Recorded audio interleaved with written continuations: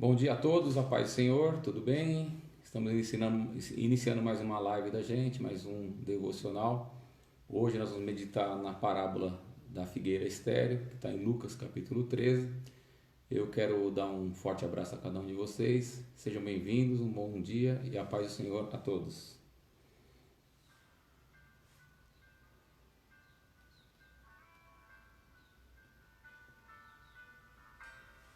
Glória a Deus. Esse período de isolamento social, a gente tem meditado, na palavra do Senhor todas as manhãs. Isso tem sido muito bom para cada um de nós. A gente tem crescido em graça, sabedoria, em conhecimento do Senhor. Louvado seja o nome do Senhor. Eu quero dizer que a Igreja Hebron também está no YouTube.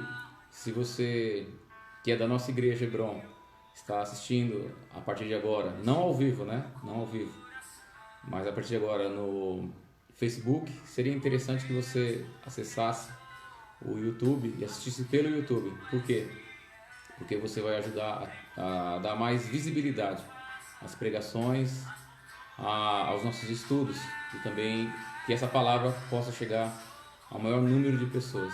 Então eu peço que os irmãos que são da Igreja Hebron, que vão assistir durante o dia, que não assistam no Facebook, mas que assistam no YouTube.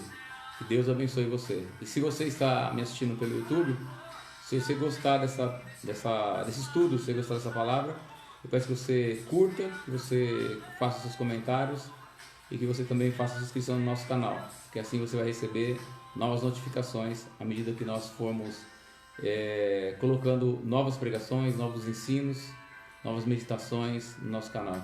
Bom dia, seja bem-vindo, que Deus abençoe, a paz do Senhor.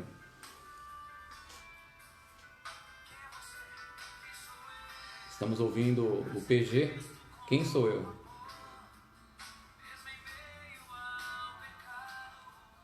Tu te fazes renovar, quem sou eu? Bom dia, Lourenço, o Júlio César, Deus abençoe, a paz do Senhor a todos.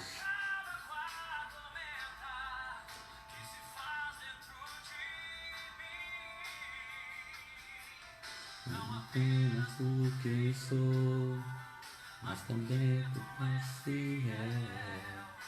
Por tudo que eu faça, mas por tudo que tu és. Bom dia, nós vamos meditar nessa manhã na parábola da figueira estéril. Você que vai acompanhar, já pega a sua Bíblia e abre lá no Evangelho segundo escreveu Lucas, no capítulo 13, versículos 6 a 9. Estamos ouvindo o PG, Quem Sou Eu? Glória a Deus, bom dia, a paz do Senhor. Me dizendo quem eu sou teu. Glória a Deus, vamos dar início, que hoje eu demorei 3 minutinhos, quase 2 minutos para abrir a live, porque eu estava aqui montando o meu estúdio, todo dia monta, desmonta, mas é bênção, é bom, Deus é fiel. Amém? Então nós vamos ler Lucas, capítulo 13, versículos 6 até o 9, a parábola da figueira estéril. Bom dia a Adriana. Bom dia ao Fernando. Eu ia falar ao Fernando, falei ao Adriano. Ao Fernando e também a Adriana. A paz do Senhor, sejam bem-vindos. Amém? Lucas 13, versículo 6 diz assim: E ele passou a contar essa parábola. Certo homem tinha uma figueira plantada na sua vinha, mas quando foi procurar fruto nela, não achou. Disse então ao viticultor: Há 3 anos venho procurar fruto nessa figueira, mas não encontro. Corta-a, porque ela ainda ocupa a terra inutilmente. E ele respondeu: Senhor, deixa ainda este ano, para que eu cave ao redor dela e adube. E se não der fruto no futuro, muito bem, mas se não der, tu vai e cortas. Amém? Pai, no nome de Jesus Cristo, que nós te agradecemos por esta manhã, por mais essa rica oportunidade de meditarmos na tua palavra. Que o Senhor abençoe a minha vida, que o Senhor abençoe a vida desse meu irmão. Que esses ensinamentos sejam coisas que nós possamos colocar na nossa vida prática e sejam absolvidas na nossa vida, para que nós possamos entender a tua verdade. É o que eu te peço em nome de Jesus Cristo. Amém e amém. Glória a Deus. Tá? Então, o contexto histórico dessa parábola, você vai ver que no capítulo 13 e também no capítulo 12, você vai perceber que o ensinamento de Jesus é a necessidade da conversão. Né? Então, no capítulo 12, no capítulo 13, ele vem tendo um diálogo ali com as pessoas, com os homens, e ele vem falando sobre essa necessidade da conversão. Então, ele contou essa parábola na última viagem que ele fez para Jerusalém, então, igual a parábola de ontem, né? Ele estava indo para Jerusalém e ali iria encerrar o ministério dele, onde ele ia ser preso, julgado, condenado, crucificado, né? E ressurreto ao terceiro dia. Ele estava terminando ali o ministério terreno dele. Então ele, nessa última viagem, ele vai sendo seguido por uma grande multidão e ali ele vai trazendo alguns ensinamentos, tendo algumas conversas com as pessoas que vão rodeando o Senhor ali. E o texto diz, né, nesse contexto do capítulo 12 e 13, que num dado momento ele tem uma conversa com os interlocutores dele, né? Eles começam a falar sobre um fato triste, um episódio triste que envolveu o massacre dos galileus, né? Os galileus, eles foram entregar sacrifício no altar e por ordem de Pilatos deu uma ordem aos soldados romanos, esses galileus eles foram massacrados, eles foram mortos ali diante do altar. Isso está no versículo 1 do capítulo 13, diz assim: naquele momento estavam presentes algumas pessoas que falaram dos galileus cujo sangue Pilatos havia misturado com o sacrifício que eles ofereciam. Então não tem muita informação sobre isso, se esse sacrifício foi feito em Jerusalém, né? No templo em Jerusalém, ou se foi feito no outro templo, que era um templo, digamos assim, paralelo, né? Que ficava em Gerezim, né? Você vai lembrar daquela conversa que Jesus teve com a mulher samaritana. Ela falava assim: nós adoramos nesse monte, os judeus adoram naquele monte. Então havia um outro templo também na Samaria, né? E lá no monte de Gerezim, onde os samaritanos adoravam o Senhor. Agora a gente não consegue entender que local que foi isso, mas historicamente é um fato narrado histórico, todos ali conheciam, que Pilatos havia mandado sacrificar, havia mandado matar os galileus. Parece que os galileus também faziam parte, né, daquela rebelião que havia contra Roma, e como os zelotes. Então tinha todo esse problema que Israel vivia naquele momento efervescente, e o Pilatos mandou matar esses galileus. Então aqueles homens que acompanhavam Jesus indo para Jerusalém, eles começam a falar sobre esse assunto, né? Eles começam a tocar nesse assunto.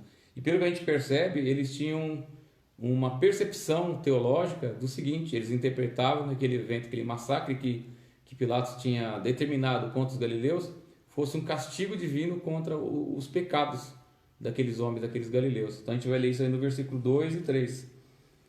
Jesus respondeu: vocês pensam que esses galileus, por terem sofrido essas coisas, eram mais pecadores do que todos os outros? Então está perguntando: vocês acham que esses galileus que morreram eram mais pecadores do que os outros galileus, né? Mostrando que eles tinham essa concepção de que havia um castigo divino por causa do pecado. Parece que a igreja ainda pensa assim, né?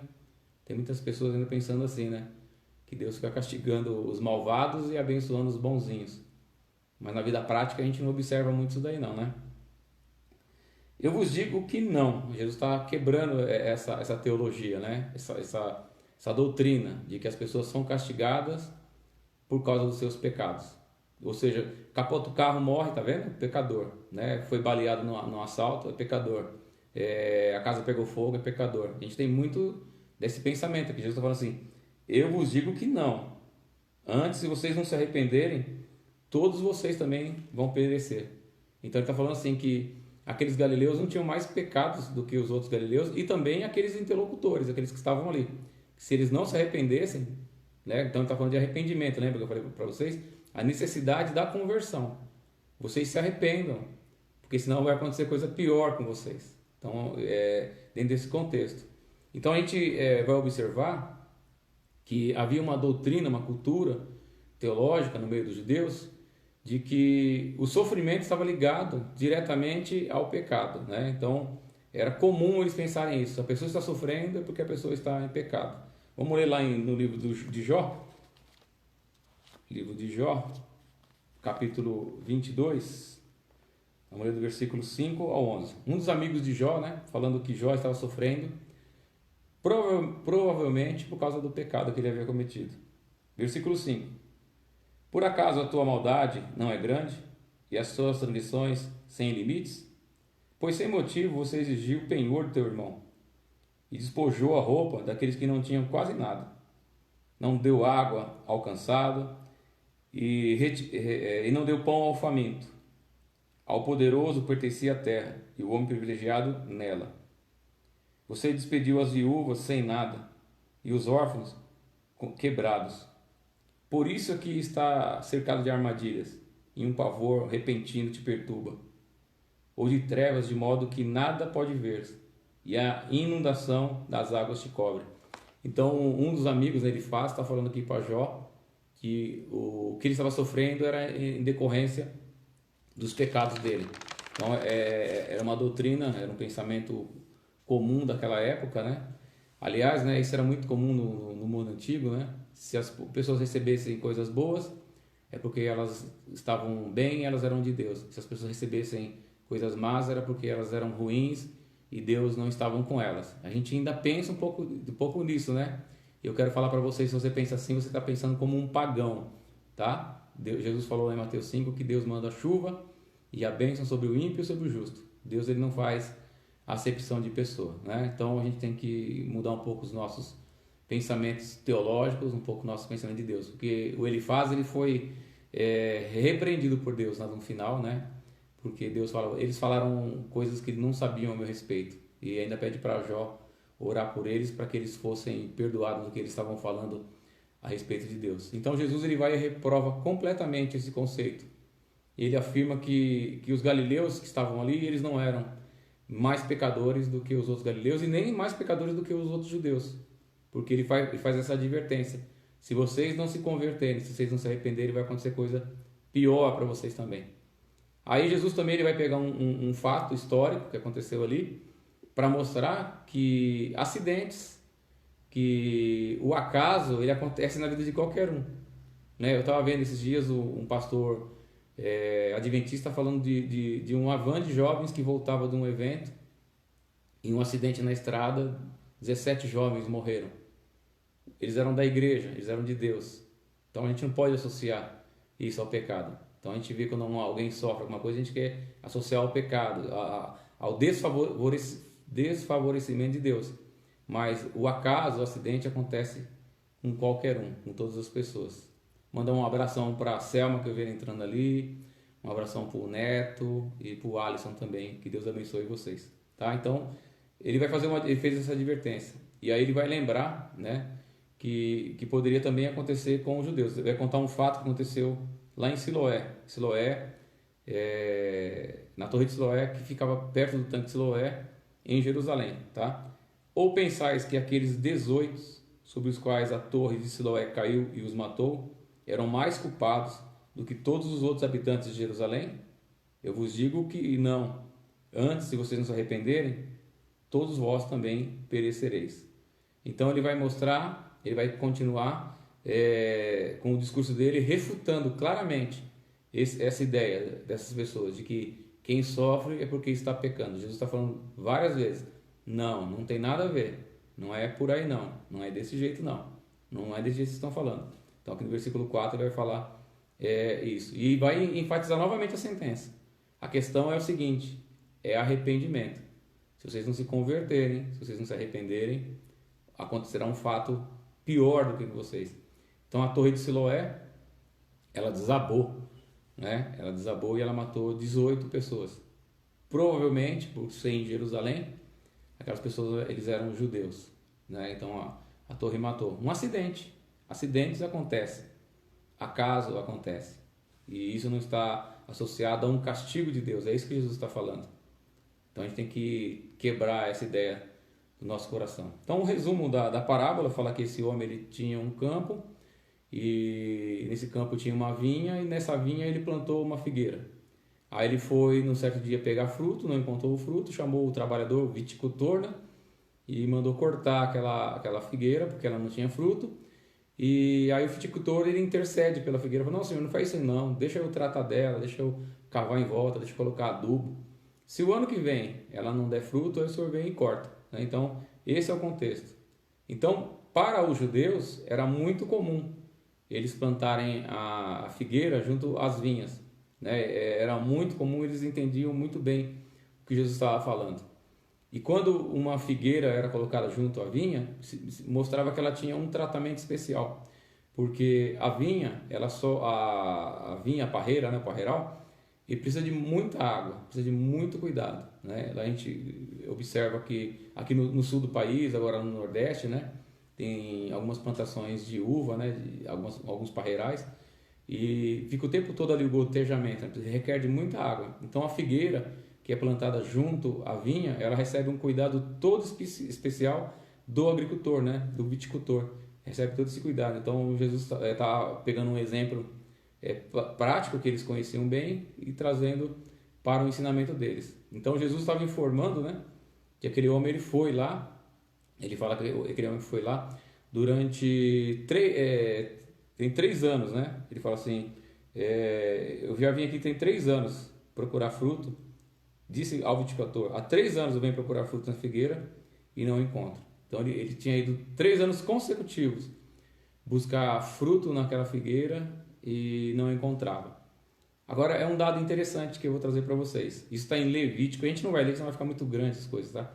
Levítico 19, 23 a 25. Fica registrado, depois você pesquisa. Levítico 19, 23 a 25. Vai falar sobre a árvore frutífera, né? É a lei de Moisés. Então Deus deu uma lei para o povo judeu. Esse fruto tinha que ser dispensado, tinha que ser desprezado, não poderia ser colhido. No 4º ano, o fruto pertencia ao Senhor, deveria ser consagrado ao Senhor. Então, no 5º ano, o dono da árvore frutífera poderia recolher, né? Poderia ir ali e colher os frutos para que ele pudesse se alimentar, para que ele pudesse comer daquele fruto, né? Então, como ele está falando que ele foram 3 anos, então o 1º, o 2º, o 3º não pode comer. O 4º é do Senhor. Então ele foi no 5º, no 6º e no 7º ano. Então já tinha 7 anos que aquela figueira estava ali e não estava dando fruto.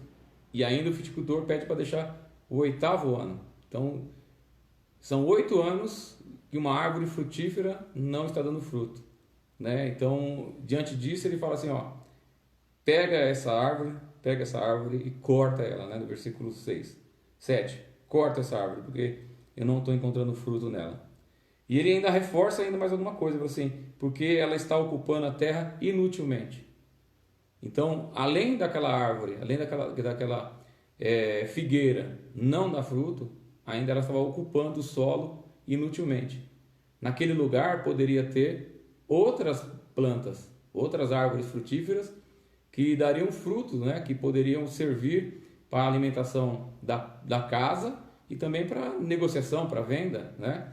Então ele fala que até o solo que aquela figueira estava ocupando inutilmente. Então nós percebemos 2 coisas que Jesus vai falar aqui. Primeiro, que além dessa árvore ser inútil, ela causava prejuízos. Ela trazia prejuízos para o dono daquela terra, para o fazendeiro. Por quê? Porque ela ocupava o solo no lugar de outra árvore, ela absorvia os nutrientes do solo, ela absorvia a água da rega e ela roubava a luz do sol das outras plantas. Então, não só sendo inútil, mas também ocupando inutilmente o lugar. Então, ela era improdutiva e ocupava aquele lugar inutilmente. Então, ele pede, né, o dono pede, no versículo 8, no versículo 7, pede para que corte. Mas no versículo 8, o viticultor ele pede paciência. Ele fala para aquele dono: tem um pouquinho mais de paciência. Ele respondeu: Senhor, deixa ainda mais um ano, Não corta ela ainda não, tem um pouquinho mais de paciência. Eu vou cuidar dela, eu vou cavar ao redor dela, eu vou adubar essa figueira. Se o ano que vem ela não der fruto, aí tudo bem, o Senhor vem e corta. Então ele intercede, ele pede para que o dono daquela terra não corte aquela vinha. Então ele pede que tenha um pouco mais de paciência com aquela figueira que não estava dando fruto. Então a gente observa que esse viticultor ele tinha demonstrado um interesse especial naquela figueira. Ele tinha demonstrado um cuidado especial por aquela figueira. Senhor, não corta ela. Senhor, eu vou me esforçar. Eu vou trabalhar nela, eu vou abrir um valão do lado dela, vou colocar esterco do lado dela para que ela possa produzir. Agora, se ela não produzir o ano que vem, o 8º ano, né? Lembra do que eu falei? Os 3 primeiros anos não podia comer. O 4º ano que a árvore desse fruto era do Senhor. Aí no 5º ano ele foi e não achou. No 6º ano ele não foi e não achou. No 7º ano ele não foi e não achou. No 8º ano, que ainda era o ano da paciência, se não achasse, no 9º ano a árvore seria cortada. Então olha só o que vai mostrando isso, a paciência, né? O propósito dessa parábola, ela é interessante que ela termina sem explicar se a figueira foi cortada ou não. Por quê? Qual que é o propósito de Jesus? Eu penso que é colocar cada um de nós, refletir sobre as nossas vidas. Se nós somos uma figueira estéril ou se nós somos uma figueira frutífera. A gente começa a observar e pensar nisso também. Porque embora o Senhor estivesse repreendendo, né, aquela multidão que caminhava com ele, os ensinamentos do Senhor, ele vai passando de geração em geração e chega até a mim e a você nesta manhã. Para a gente refletir sobre isso. Como é que está a nossa vida cristã? Somos frutíferos ou somos estéreis?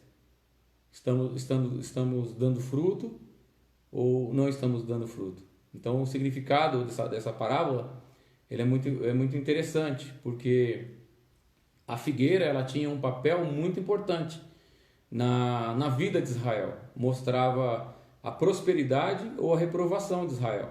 Então sempre que Deus queria falar com Israel sobre prosperidade, falava sobre a figueira. E sempre que Deus queria falar sobre a reprovação, também falava sobre a figueira. Então Jesus, ele usando esse conhecimento judaico, ele vai falar sobre isso, que aquela figueira seria cortada. Então ele estava falando sobre uma reprovação. Então lá no livro do primeiro livro dos Reis, no capítulo 4, versículo 25, fala assim: Judá e Israel, está falando de todo o território de Israel, né? Habitam seguros, desde Dan até Berseba, cada um sob a sua videira e sob a sua figueira, durante a vida de Salomão. Então está falando que durante a vida de Salomão houve paz e houve prosperidade em Judá e em Israel, porque cada um estava debaixo da sua figueira e debaixo da sua videira, falando de prosperidade. Mas também pode falar de reprovação. Jeremias, no capítulo 8, o versículo 13. Deus fala assim: Eu tomei as suas colheitas, diz o Senhor, mas já não há mais uva na videira, nem figos na figueira, até as folhas caídas. Até mesmo o que eu dei para vocês foi tirado. Estão falando de reprovação. Então, o Senhor ele vai usar esse sentido, tanto da aprovação quanto da reprovação, tanto da prosperidade quanto da falta de prosperidade, usando essa linguagem da figueira. Então, quando a gente ouve Jesus falar certas parábolas, a gente não entende o que ele está falando, porque não tá muito ligado à nossa cultura, ao nosso contexto. E é essa a profundidade do ensino da parábola. É você não pegar os elementos que estão na parábola, né? O viticultor, o Senhor, a figueira, né? Não, é você entender a cultura, entender o contexto, entender o que é que o Senhor está falando, para você poder compreender. Então assim a gente compreende o seguinte, que aquela figueira representava Israel, que aquela figueira representava o povo judeu, o privilégio que eles tiveram de receber a direção do Senhor, de desfrutar aquilo que Deus havia dado para eles, porque Deus queria que eles fossem uma nação de sacerdotes, que a partir de Israel todo mundo viesse adorar o Senhor. Mas o que aconteceu? a figueira se tornou infrutífera, se tornou estéril. Ao invés deles pregarem o evangelho, o que eles fizeram? Se fecharam entre eles e acharam que eles eram uma nação santa, exclusiva, e somente eles eram salvos e ninguém mais prestava. Aí Deus vai fazer o quê? Como já tem 1 ano, 2 anos, 3 anos, 4 anos, 5 anos, 6 anos, 7 anos, 8 anos, no 9º ano, ele corta porque e tira da terra, porque tem que colocar outra planta, outra figueira ali, para que aquela figueira venha dar fruto. Então, esse privilégio traz responsabilidade. Então, Israel, ele não respondeu a esse privilégio, ele não respondeu à altura, à responsabilidade que Deus havia colocado sobre eles. Então, o Senhor Jesus estava falando para eles: eu estou cortando a figueira, eu estou cortando vocês. Olha só aqui em Lucas mesmo, no capítulo 20, nos versículos 16,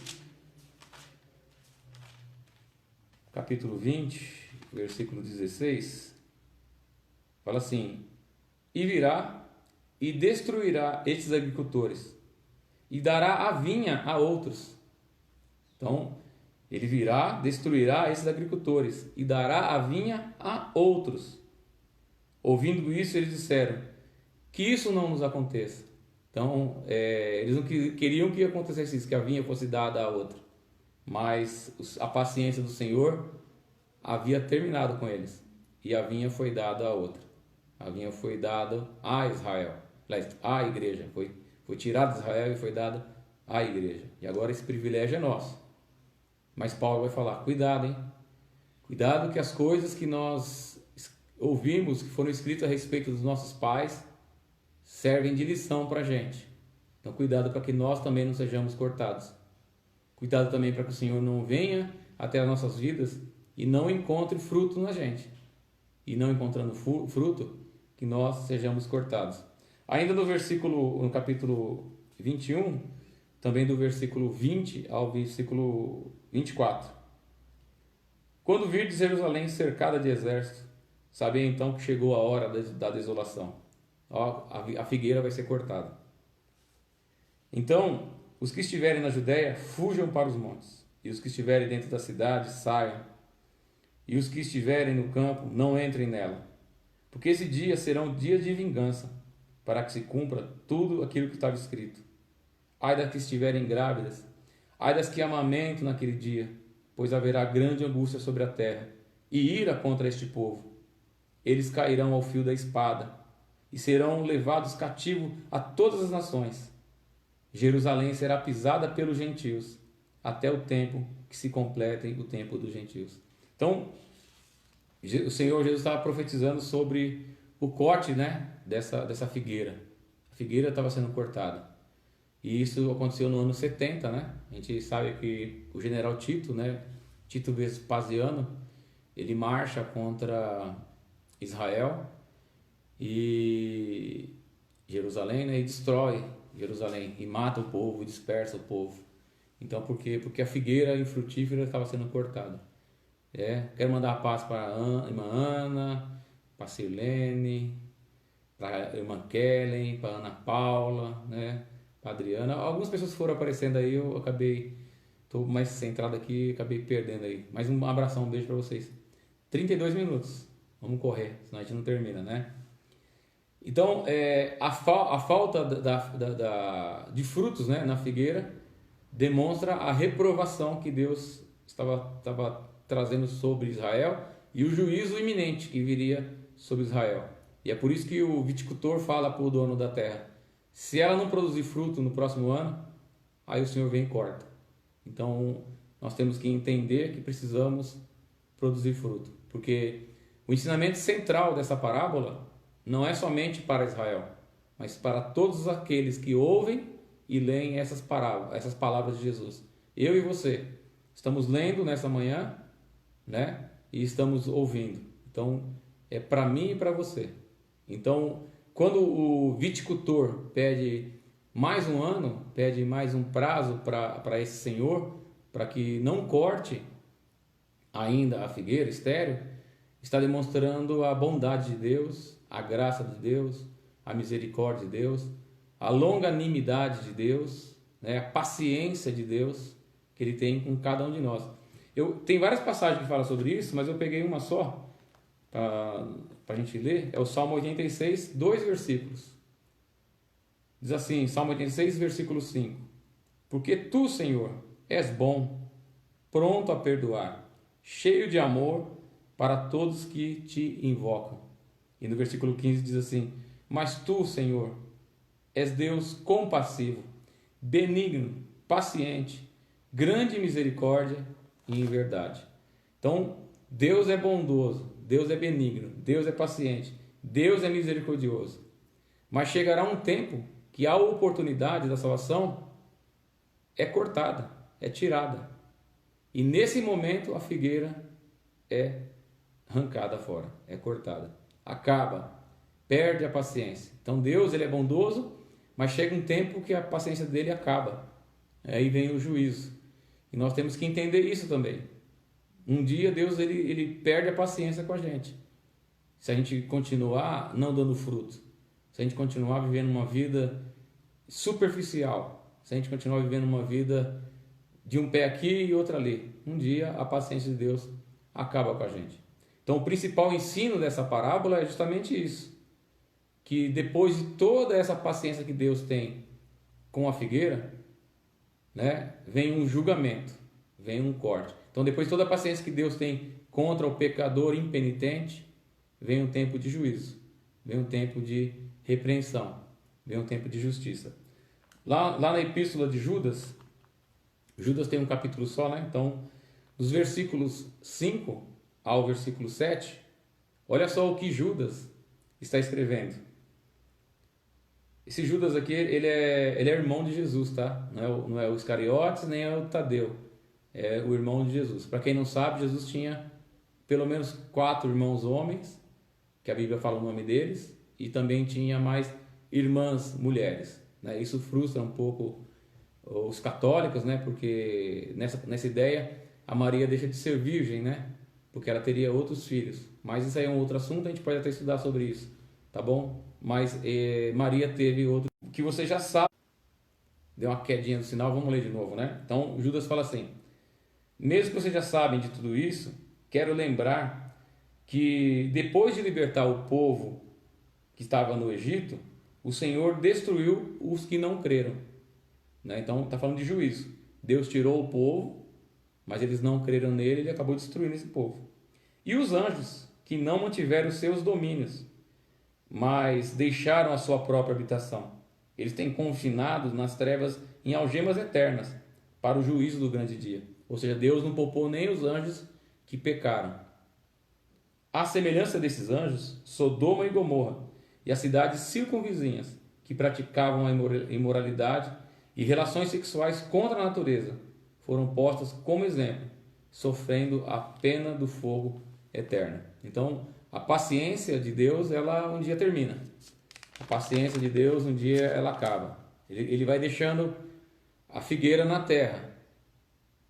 1 ano, 2 anos, 3 anos, 4 anos, 5 anos, 6 anos, 7 anos, vai lá, não acha fruto, manda cortar, tem uma intercessão, Senhor, não destrói ainda não, tenha mais paciência, deixa eu trabalhar mais com essa pessoa, vamos orar mais um pouquinho, vamos nos esforçar um pouquinho mais, vamos ter mais um pouquinho de paciência. Deus fala, tá bom, vamos ter mais paciência, mas vai chegar um momento que não dá mais. O Senhor vem e ele vai e corta mesmo, né, a figueira. É isso que Jesus está falando. Shirley, um beijo no coração, a paz, filha, Deus abençoe. A irmã Raimunda, Deus abençoe, a paz do Senhor. Obrigado por vocês estarem aqui com a gente. Então, quando o tempo que Deus determinou, né, para que o homem se arrependa, termina, quando estiver esgotado, então ninguém vai escapar do juízo de Deus. É isso que Jesus está enfatizando para eles, né? Deus, ele plantou essa vinha, Israel. Israel é a vinha. Deus plantou no campo, mas ele ia muitas vezes lá buscar o fruto e não encontrava. Ele ia lá muitas vezes buscar um fruto para ele se alimentar e não encontrava fruto. Então enfatiza da responsabilidade humana. Deus, ele é o Salvador. Ele trabalha para salvar o homem, mas mostra que o homem que tem que ser salvo, o homem que quer ser salvo, ele também tem uma responsabilidade diante de Deus. Qual que é a responsabilidade diante de Deus? É dar fruto, permanecer em santidade, é permanecer em comunhão com o Senhor, é fazer a obra do Senhor, é sofrer as mudanças na nossa vida, né? Você pode ver lá que em Gálatas fala do fruto do Espírito, é você ter paciência, bondade, mansidão, domínio próprio, longanimidade, né? Fé, paz. É isso que Deus também quer encontrar em cada um de nós. Não só frutos exteriores, mas frutos interiores. Então enfatiza que nós somos responsáveis, que nós temos responsabilidade diante de Deus, que o Senhor plantou cada um de nós nesse mundo, nessa terra, e que Ele vem de tempo em tempo encontrar o fruto. E se Ele não encontra fruto, vai chegar um momento que a paciência dele acaba, e quando acabar, ninguém vai poder escapar desse juízo de Deus. Ninguém, tá? Então a Bíblia enfatiza, ela mostra que a justificação ela é pela graça, mediante a fé. Mas isso não anula a responsabilidade do homem. Eu sou salvo pela graça, mediante a minha fé. Mas isso não anula a minha responsabilidade diante de Deus. Não é porque eu sou salvo pela graça mediante a fé que eu vou levar uma vida de qualquer jeito. Deus não espera isso de mim. Deus quer que eu dê fruto. Deus quer que os meus frutos permaneçam. Deus quer que as minhas obras glorifiquem o nome dEle, para que o nome dEle seja exaltado. E é isso que o Deus, né, esse Deus de toda a terra, esse olho de Deus que caminha sobre toda a terra, vem olhar para cada um de nós e vem procurar em cada um de nós se nós estamos ou não dando fruto. Um beijo para a irmã Silene e a paz do Senhor para a irmã Magda. Deus abençoe, em nome de Jesus, tá bom? Que o Senhor abençoe vocês poderosamente. A gente ensina muito e enfatiza muito, e aliás, essa é uma ênfase muito forte, né, da igreja reformada, né, a relação da salvação pela graça mediante a fé, não por obras, né, não por obras. Só que a gente para no versículo 9 e não lê o versículo 10. A gente vai ler agora o versículo 10 para a gente entender que Deus espera que eu e você demos fruto. Efésios capítulo 2, versículo 8 e 9. Porque pela graça sois salvos, por meio da fé. Isso não vem de vós, é dom de Deus. Então a salvação é um dom de Deus. A única resposta que o homem tem que dar é a fé, acreditar. E o Deus graciosamente salva o homem. Não vem das obras, para que ninguém se glorie. Então a gente já até falou isso em outros estudos da gente. Não é você pegar o seu dinheiro, não é você dar cesta básica, não é você atravessar a velhinha na avenida, não é você cuidar de cachorro, de rua, não é isso. Isso não salva ninguém. A salvação é mediante a graça de Deus. Deus dá graciosamente. E a gente responde pela fé. Mas agora, estou salvo, está tudo certo? Vamos ler o versículo 10. Tem que ler o contexto todo. Pois somos feitos por Ele, criados em Cristo Jesus, para as boas obras, previamente preparados por Deus, para que andássemos nelas. Então nós somos criados para boas obras. Para quê? Para que nós andássemos nessas boas obras. É isso que Deus espera daquele que foi salvo. Se você foi salvo, se você foi alcançado, que você tenha boas obras. Que você não seja uma figueira estéril, mas você seja uma figueira frutífera. Que você dê frutos. E no contraponto disso, o Tiago, também irmão de Jesus, né? Tiago é o outro irmão de Jesus, ele vai falar assim, que a fé sem obra é morta. Então não adianta você falar, eu creio em Jesus Cristo, aleluia, glória a Deus, louvado seja o nome do Senhor, eu vou para a igreja, eu participo dos cultos, né? Eu ouço louvor na minha casa, eu oro. Se você não tem obra nenhuma, se você não está dando fruto nenhum, Tiago fala isso, a sua fé é uma fé morta, não tem valor nenhum. E antes dele falar isso, ele fala que de pessoas que veem os irmãos passando por necessidade e não socorrem esses irmãos. Ele fala, então, se você tem fé e não socorre esses irmãos, a sua fé é morta. Então, dar fruto é muito abrangente, né? São situações do exterior, de cuidado com pessoas, de testemunho com os vizinhos, né? De uma mudança interior, é muito abrangente. Então, você que vai examinar a tua vida a partir de hoje, 43 minutos, você presta atenção. Que figueira você é? Estéril ou frutífera? Você que vai aplicar essa lição na tua vida. E vamos fechar lições práticas para a nossa vida. Lições práticas para o nosso dia a dia. 3 coisas eu quero falar com vocês. Primeira coisa, um cristão genuíno tem que dar frutos. Um cristão genuíno tem que dar frutos.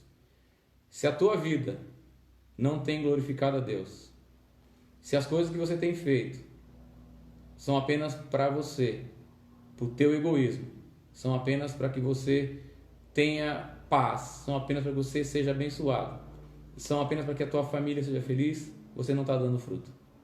O fruto ele tem que ser maior do que isso, ele tem que ser mais amplo. Lá em Mateus 5, versículo 16, Jesus fala assim, que resplandeça a luz de vocês e que os homens vejam as suas obras, para que o nome do Senhor seja glorificado. Então, quer comamos, Paulo fala, né? Quer bebamos, façamos qualquer outra coisa que seja feita para a glória de Deus. Que a minha vida, que a tua vida seja uma vida para glorificar a Deus. Tudo que nós fizermos seja para a glória e para o louvor do nosso Senhor. Glória a Deus. Amém?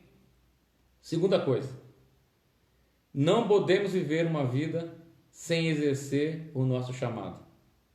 Não podemos viver uma vida sem exercer o nosso chamado. Eu sempre ensino e sempre falo para os irmãos da igreja. Todos nós temos dons e talentos de Deus. Todos nós temos alguma coisa a oferecer para o reino de Deus. E que a gente observa que nas comunidades são sempre as mesmas pessoas que estão se esforçando, são sempre as mesmas pessoas que estão trabalhando, são sempre as mesmas pessoas que estão dedicando o tempo, o dinheiro e a vida deles em favor do reino. E algumas outras pessoas, a grande maioria, está sempre ali, só recebendo as bênçãos, só gostando daquele ambiente, sentando no banco. Lembra que a figueira usava a terra inutilmente? Tira ela daí, porque ela está usando até o solo inutilmente. Às vezes a gente está usando a nossa vida, a vida que Deus nos deu, o lugar que Deus nos colocou na nossa família, o lugar que Deus nos colocou no nosso trabalho, na nossa escola, na nossa igreja, na nossa sociedade, está ocupando o solo inutilmente, sem produzir nada. E aí é que o Senhor fala, arranca essa figueira daí, arranca ela daí, porque ela não presta para nada, tira ela daí. Então a nossa vida tem que ser uma vida onde nós vamos responder o nosso chamado. E você tem um chamado, você tem dons e você tem talento. Então você tem que colocar isso aí a favor do reino de Deus. Você tem que colocar isso aí para servir as pessoas, para glorificar o nome do Senhor. Lá em Mateus 25, de 24 a 28, e depois no versículo 30, Jesus faz o fechamento da parábola do talento. Você vai lembrar da parábola do talento? Fala que ele distribui o talento para 3 homens, 5 para um, 2 para um e 1 para o outro. E cada um vai produzir, vai multiplicar aquele talento. E o que recebeu um só, quando ele vai acertar a conta com o Senhor, ele fala assim, Senhor, eu tive medo, está aqui, eu escondi, porque eu sei que o Senhor é um homem severo, o Senhor colhe onde o Senhor não planta, então eu fiquei com medo, eu enterrei meu talento e está aqui, estou devolvendo para o Senhor. Aquele Senhor falou para o servo o quê? Você é um servo infiel, né? Você não presta para nada, você é inútil. Na versão da minha Bíblia, até li ontem, né? Você é um servo inútil.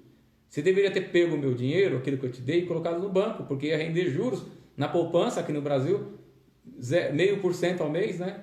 Ia render juros quando eu voltasse, pelo menos você tinha alguma coisinha para me apresentar. Agora você me devolve aquilo que eu dei para você, você é um servo inútil. Aí fala para o servo dele, toma dele esse talento e dá para o outro que deu 10 para que ele multiplica.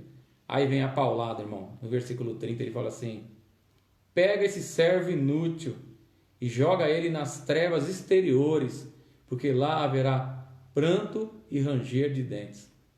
Já pensou, irmão? Deus está dando talento para você?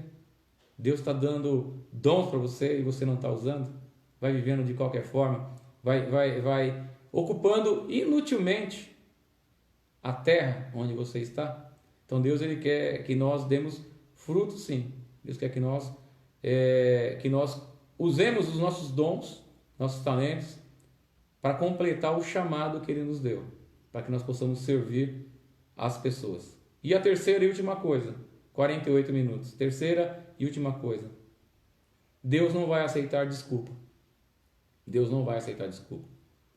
A gente acha que quando a gente chegar diante de Deus, naquele grande dia, quando o tempo da salvação acabar, quando chegar o dia do juízo, a gente vai poder falar: ai, Senhor, eu queria tanto te servir, mas meu marido não deixava.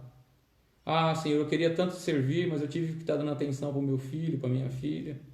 Eu queria tanto te servir, Senhor, mas eu tinha que lavar roupa, lavar prato, lavar a casa, arrumar as coisas. Sempre arrumando desculpa, né? Mas a gente vai, sabe fazendo o quê? Zapeando, assistindo televisão, viajando, passeando, tendo vida social. Não estou falando que isso é errado. Errado é você não saber equilibrar o prato da balança, né? Servir somente os prazeres terrenos e não servir a Deus. E é isso que muita gente faz. A gente não quer se comprometer. Ah, eu não fiz porque meu pastor não deixou. É só dentro da igreja que tem coisa para fazer? Será que fora também não tem? Será que você não poderia pegar uns panfletos e distribuir ali na estação do Goulart, ou aqui perto da minha casa no metrô Vila Matilde? Ah, eu canto muito lindo, quando eu canto os espíritos imundos vão embora. Vai cantar na praça, vai lá na Cracolândia cantar lá, né? A gente fica tão querendo se aparecer dentro da igreja, e depois quer justificar. Não vai ter justificativa, irmão. Você tem talento? Ah, eu sei bordar, então junta as mulheres, vai bordar. O irmão sabe pintar, junta os irmãos, vamos pintar, vamos pintar a casa dos irmãos, vamos fazer prateleiras, vamos fazer arranjos para deixar as casas dos irmãos bonitas. Para quê? Vamos fazer isso dos irmãos, das pessoas, dos pobres, dos necessitados. Então usa o seu talento, aquilo que Deus te deu. Não vai ter desculpa. Olha só o que Paulo vai falar. 1 de Coríntios, capítulo 9. Eu vou ver se eu acho aqui. Timóteo, 1 de Coríntios, capítulo 9. 1 de Coríntios, capítulo 9. Deixa eu achar esse versículo aqui. Versículo 16. 1 de Coríntios, capítulo 9, versículo 16. Mas, se anuncio o Evangelho, não tendo que me gloriar, pois tal obrigação me é imposta. Ai de mim, se não anunciar o Evangelho. Já pensou? É uma imposição, né? É uma obrigação imposta sobre cada um de nós. E Paulo fala que pregar o Evangelho não é vanglória para ninguém. Eu não tenho que me gloriar nisso, porque eu anuncio o Evangelho. Porque é uma obrigação que Deus me colocou. Eu tenho que dar fruto. A figueira tem que dar fruto. Lembra? Jesus fala em João 15: eu sou a videira verdadeira, vocês são ramos. O ramo que está enxertado na videira tem que dar fruto. Se não der fruto, meu pai manda cortar e jogar no fogo. Meu Deus, que coisa forte, né? Que ensinamento forte.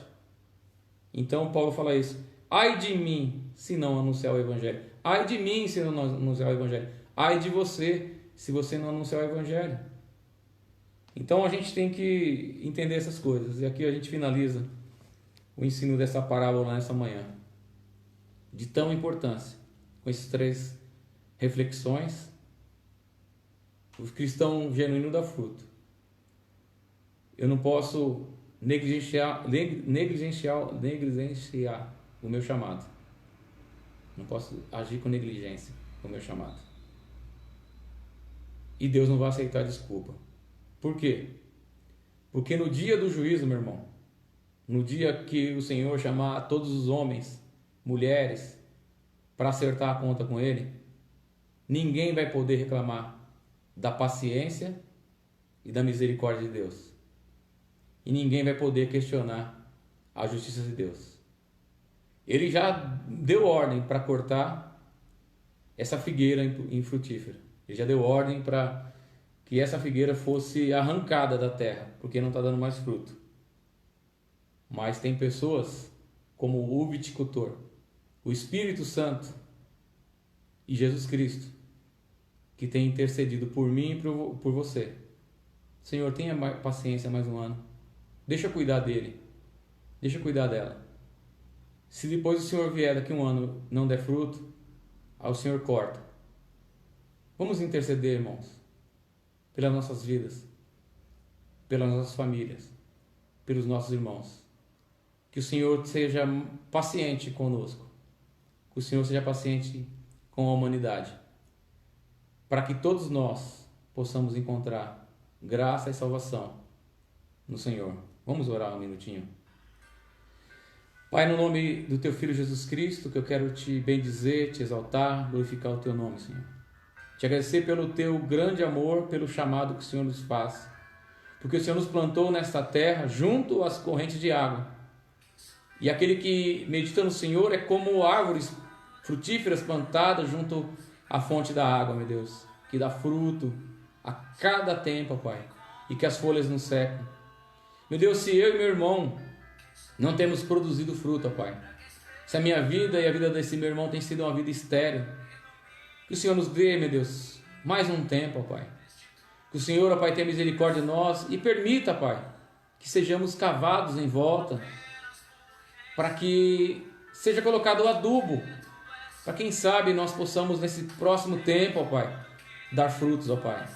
Tem misericórdia daqueles nossos parentes, filhos, filhas, que ainda não Te conhecem, Pai, ou que estão distantes do Senhor, Pai.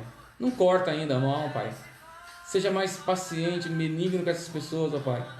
Dá mais uma oportunidade, dá mais uma chance, Pai. Te peço em nome de Jesus Cristo, Pai. Abençoa, meu Deus, os Seus missionários que estão sobre essa terra, Pai. Os pregadores do Evangelho, Pai.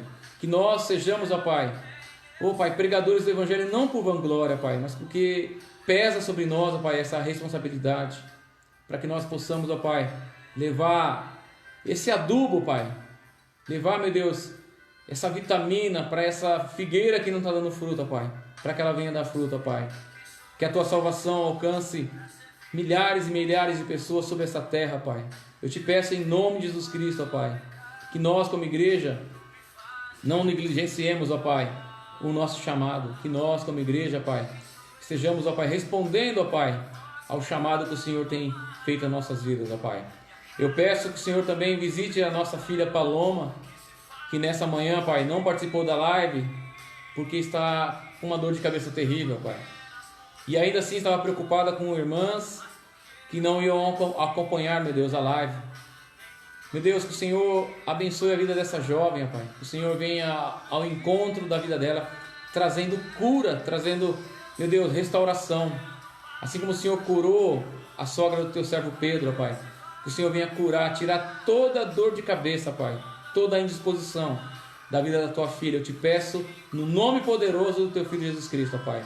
Que o Senhor abençoe cada irmão que nessa manhã, Pai, acompanhou essa live. E todos aqueles que ainda ouvirão essa palavra, ainda no Facebook ou no YouTube. Que o Senhor venha trabalhar na vida de cada um deles. Para que eles possam, meu Deus, dar frutos. Para que eles possam, meu Deus, dar frutos de paz, de justiça, de amor, de misericórdia. E que os frutos deles permaneçam, ó Pai, para que o Teu nome seja glorificado através da vida de cada um deles. Abençoa, meu Deus, a humanidade que está sendo assolada por esse vírus, por essa enfermidade. Abençoa por cada irmão, cada pessoa que está nas UTIs, ó Pai, que estão nos hospitais, meu Deus. Que o Senhor tenha misericórdia, que essas pessoas possam encontrar a cura, Pai. Que os nossos cientistas, que nossos médicos, ó, possam encontrar, meu Deus, meu Deus, a cura no combate contra essa enfermidade, Pai. Eu Te peço em nome de Jesus Cristo, Pai. Guarda nossas vidas, guarda nossas casas. Eu Te peço no nome santo de Jesus Cristo. Amém e amém. Amém, irmãos? Glória a Deus. Ontem eu fiquei preocupado mais ainda, né? Eu fiquei sabendo que as pessoas que têm problemas renais, né, também entram no grupo de risco. E não sei se os irmãos sabem, eu nasci com apenas um rim. E o Covid-19, ele causa danos terríveis nos rins, né? Então eu tenho que tomar maior cuidado, porque se eu receber essa contaminação, tendo um só rim, eu entro no grupo de risco, né? Então eu tenho que não me contaminar, eu tenho que tomar todo cuidado, cuidar desse rim que Deus me deu, né? Para que eu possa viver tranquilamente um período mais. Então que Deus tenha misericórdia das nossas vidas, que Deus nos guarde, que nós sejamos previdentes e não venhamos tentar o nosso Deus. Nós ouvimos aqui, PG, eu sou o seu. Você é de Deus? Eu também sou de Deus. Senhor, nós somos seu. Que Deus abençoe. A paz do Senhor, um dia de bênção, um dia de vitória, um dia de conquista, um dia de alegria. Vão, irmão, vão. e deem frutos, para que o nome de Deus seja glorificado através da tua vida. Eu te abençoo, em nome do Pai, do Filho e do Espírito Santo de Deus. Amém. Fiquem na paz. Glória a Deus. Bom dia a todos.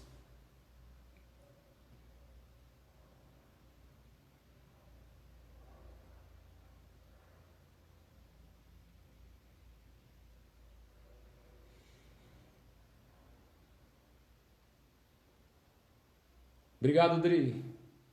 Deus abençoe a todos. Vou me cuidar. Fiquem com Deus. Pai do Senhor. Bom dia a todos.